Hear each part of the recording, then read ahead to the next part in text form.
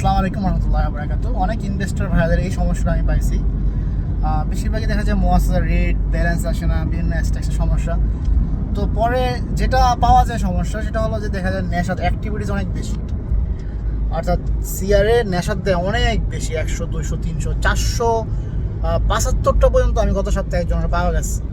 তো আসলে এতগুলো নেশাদের কোনো কারণ নাই। আজকে আমরা একটা কাজ করছি জেদ্দাতে, আমাদের সোহেল ভাইয়ের ওনার নেশা ছিল 125-এর মতো। তো ওই মাত্র 5টা অ্যাক্টিভিটিস দিছে যেগুলো রানিং বিজনেস। তো পরে চাইলে আপনি দু একটা বাড়াইতে পারেন, কিন্তু অনেক নেশার দিলে সৌদি গভর্নমেন্ট মনে করে যে আপনি সকল ব্যবসার সাথে জড়িত। এই ভাইরা এটার রসুম কত আসে, অনেকে এই জিনিসটা জানতে চান। মাত্র 1825 রিয়াল, ঠিক আছে। এই দেখেন আমি নাম্বারটা হাইড করে রাখছি, শুধু রসুমটা দেখা যায় 1825। তো ভাইরা শুধুমাত্র 1825 রিয়ালে আপনি মনে করেন এটা হলো যে রসুম গভর্নমেন্ট ফি। আপনি যদি নেশা বাড়াইতে চান বা কমাইতে চান, গভর্নমেন্ট ফি অবশ্যই আপনাকে দিতে হবে।